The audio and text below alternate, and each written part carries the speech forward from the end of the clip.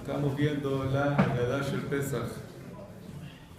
Ya dimos 2 clases sobre la Haggadah del Pesach y vimos lo que es Kadesh, Kiddush. Ahora vamos a pasar al segundo. ¿Qué viene después de Kadesh? Urhaz. ¿Qué significa Urhaz? Lavarse las manos, Netilat Yadayim. Una pequeña introducción. ¿Qué es Urhaz? ¿Qué viene Urhaz? Todo el año nosotros nos lavamos las manos cuando queremos comer pan. Aquí no vamos a comer pan. ¿Qué es lo que estamos comiendo? Un pedazo de apio, carpaz. Y para comerse un pedacito de apio hay que lavarse las manos. ¿De dónde viene esto? Entonces es famoso lo que dice la Gemara en Masechet Pesachim 115. Kol davar shetiomar Rabbi Oshaya, dijo Rabbi Oshaya, Kol davar shetipulo b'mashke, cada cosa, cada comida que está sumergida en un líquido, tzarich netilat yadayim, necesita lavarse las manos antes de comerla. ¿Qué significa? Que si yo agarro, por ejemplo, según esta Gemara, agarro una rosquita. ¿Cómo se llama la rosquita? Muy bien, un kak. Y lo sumerjo en el café y me lo como. ¿Qué toca hacer antes según esta Gemara? Netilat yadayim. ¿Con berajá o sin berajá? Con berajá. La Gemara, te estoy hablando según lo que dice la Gemara. Lo que dijo Rabbi Oshaya. ¿Conociste a Rabbi Oshaya? Hajam grande, tzadik. Estaba cerca de Halab, en Irak. Este grande Hajam de la Gemara decía que si una persona quiere comer una comida remojada, necesita hacer netilat con berajá. ¿Por qué? Y así era la opinión de él. Y así opina quién también, el Rambam. Hablen ustedes el Rambam. El Rambam Maimónides dice, si tú vas a comer cualquier comida remojada, tienes que hacer netilat yadayim con berajá. ¿Qué es lo que pasa? Vino Tosafot, allá mismo en Masechet Pesachim 115, y el Tosafot pregunta y dice que eso que había que hacer netilat yadayim era en aquella época que toda la gente se mantenía con pureza. Y cada persona, si tocaba a una cosa, a un reptil, se metía en el mikve a sumergirse. Si una persona tocaba algo también, se sumergía. Pero hoy en día estamos todos impuros. No estamos entrando al mikve cada vez. Como estamos todos impuros, ¿qué más va a dar que te laves las manos por una cosa así? No va a tener más pureza. Por eso dice el Tosafot, hoy en día no aplica esto. No hay que hacer netilá, ni berajá, ni nada. Entonces, el Tosafot. Entonces, ya. Entonces, ¿qué se hace? El Tosafot dice que no hay que hacer porque era esa antes cuando eran todos puros. El Rambam dice que hay que hacer netilá con berajá. Vinieron algunos hajamim y dijeron, vamos a hacer algo en medio. Ni como uno, ni como otro. ¿Cómo? Vamos a hacer netilá sin berajá. Netilá, porque la Gemara dice que hay que lavarse las manos, el Rambam dice que es netilá. Sin berajá, porque el Tosafot dice que no hay que hacer netilá.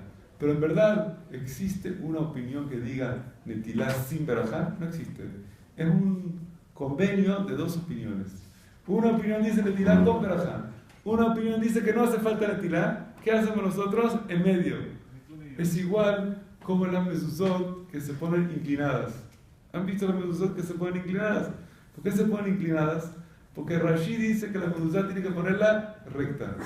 Rabbeinu Tam dice que la mezuzá hay que ponerla acostada. ¿Cómo se hace? En medio. Para cumplir con todos. Así igual aquí, esta opinión que dice que se hace netilá sin berajá. Ahora, ¿qué pasa si uno se confundió?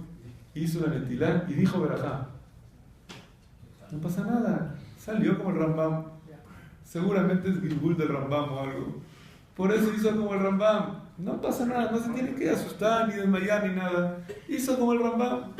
O si uno no hizo netilá del todo, hizo como el Tosafot. Pero lo mejor es hacer como es la tradición, netilá sin berajá. Ahora, ¿qué pasa el resto del año? Si ahorita me quiero comer una rosquita con el café, ¿qué tengo que hacer? ¿Como el Tosafot? ¿Como el Rambam? ¿Cómo hago?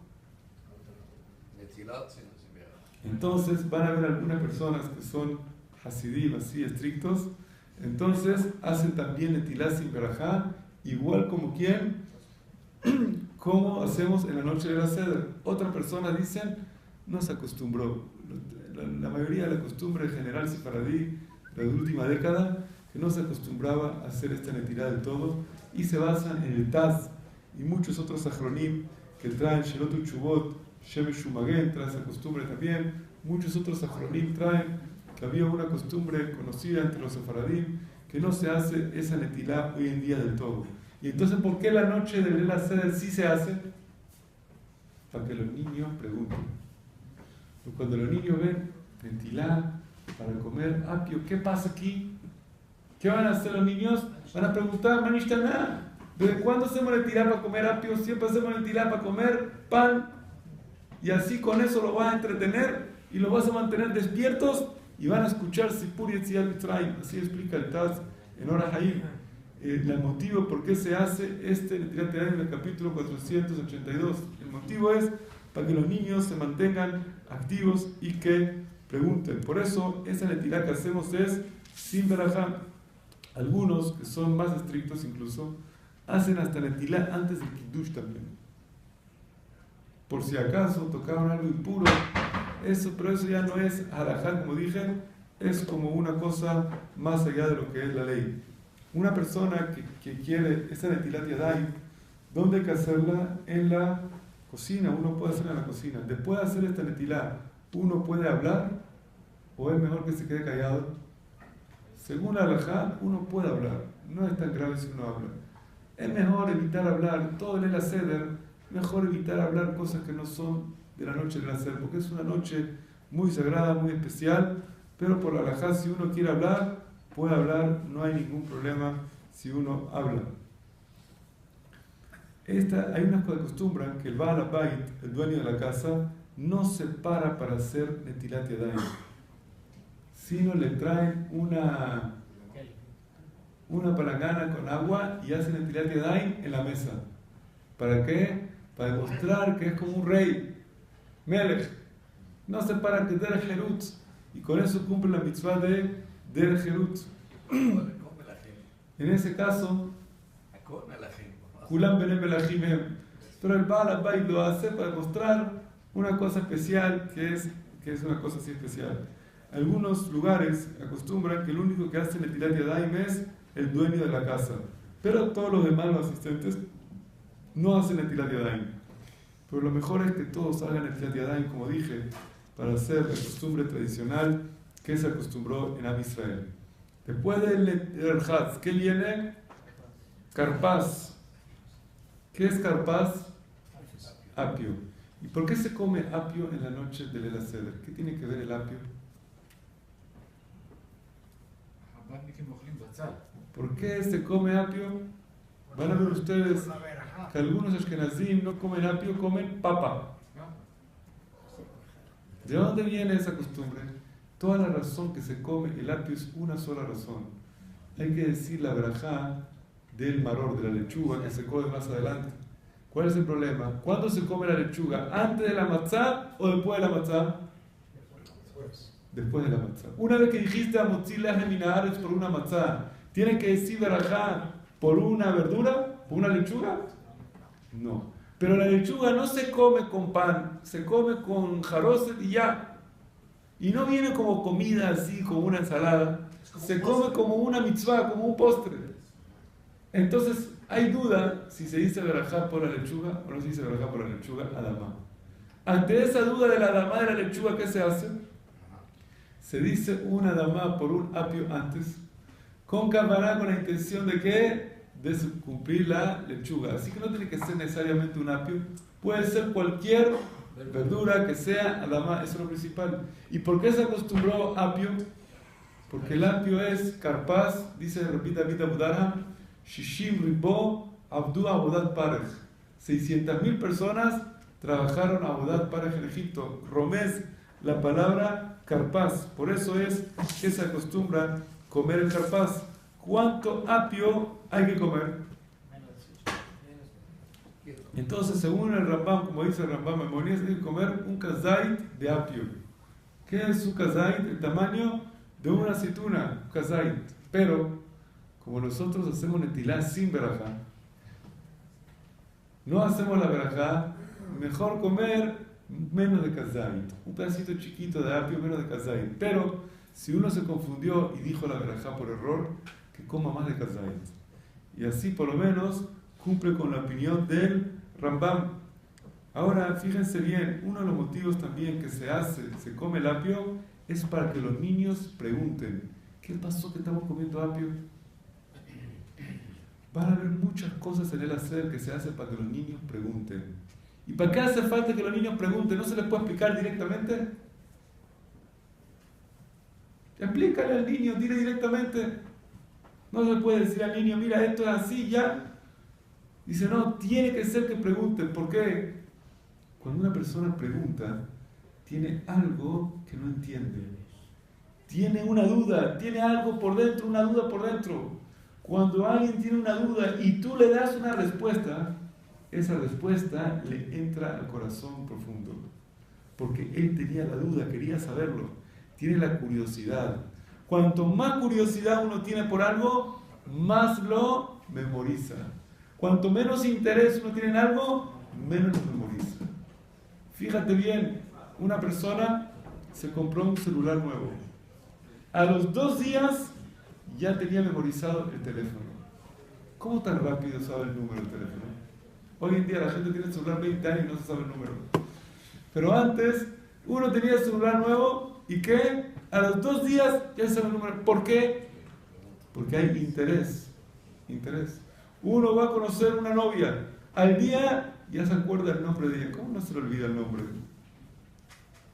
Se ríen, que se olvida el nombre de su novia. Lo tiene súper estudiado en la cabeza, repasado 100 veces. Cuando hay interés, uno no se olvida. Cuando no hay interés, uno se olvida. Una vez, Rabbi Yosef fue a la ciudad de Bat Yam a visitar a su hermano. Cuando fue a Bat Yam, llegó a Bat Yam y dice, no se acordaba dónde vive su hermano. Teléfono, no se acordaba. Nada. Entró a una tienda, pidió unas páginas amarillas, páginas blancas para buscar el teléfono de su hermana. No sabía dónde vivía. Le pregunta a su secretario rabino, ¿usted se acuerda de memoria? Tanta Gemarot, tanta Mishnayot, tanto así. Un teléfono de su hermana ocupa 8 letras. Dentro de millones de letras, ¡qué pedacito chiquito en la cabeza! ¿Qué le contestó? En ese pedacito chiquito, en vez de recordar ese chiquito, me recuerdo 2 páginas de Gemara. 2 temas de página, ya. Es el interés. Cuando tú tienes interés en algo, cuando no hay interés no te lo sabes. Yo una vez conocí al Rav Moshe Heinemann de la Star Cave, el Kashrut Star Cave. Una vez hablé con él, le hice unas preguntas de unos temas de Kashrut. Y le pregunto, mire, rabino, el rojo número 463, ¿es kasher o no? Sí. El amarillo número así. Le empiezo a hacer preguntas, todo de memoria, tac. ¿Qué es esto? ¿Una computadora? 483 kasher, 484 no es kasher. Y él se acuerda cada número, de cada colorante, de cada cosa. ¿Qué es lo que pasa aquí? ¿Qué me contestó? Le dije, ¿usted una computadora? Me dice, no soy una computadora. Todo depende de cuánto es interés tuyo tener ese conocimiento. Si a ti te interesa muchísimo ese tema, porque es un tema para ti importante, te acuerdas todo.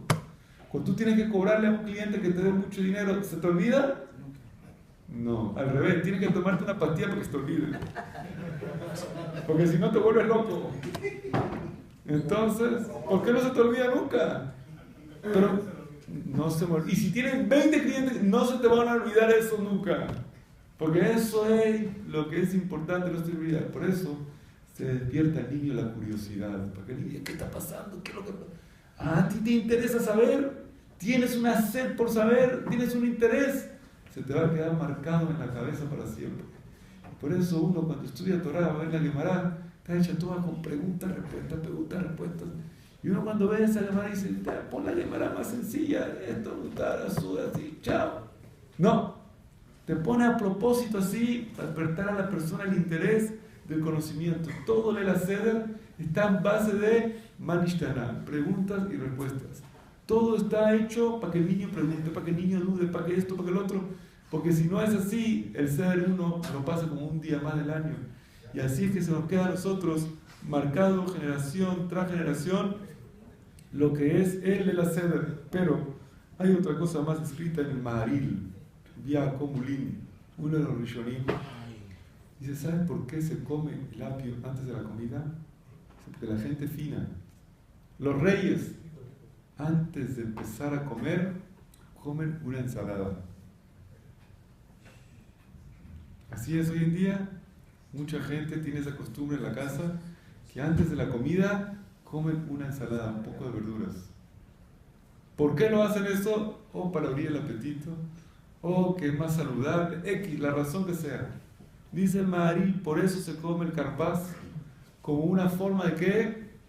De una comida fina, que se hace una comida pre-comida. Pero según esta opinión, no hay que comer un pedacito chiquito de apio y un tazo. Él comería ¿qué? Un plato de verduras. Así acostumbra el Maharil, pero van a ver que nosotros no hacemos como el Maharil, como dije, por la razón que hacemos netilá sin verajá, y por eso comemos un pedacito chiquito. Hay otra razón muy curiosa que trae el Beit Hadash, lo menciona también el Pri Megadim, esta razón, muy interesante. Dice, ¿sabes qué pasa? ¿Qué viene después del apio? Yahatz, y después todas las Haggadah Shel Pesach. Tú tienes a los niños escuchando todas las Haggadah Shel Pesach, con hambre, todo el día no comieron nada. ¿Cómo van a escuchar la Haggadah? No se pueden concentrar.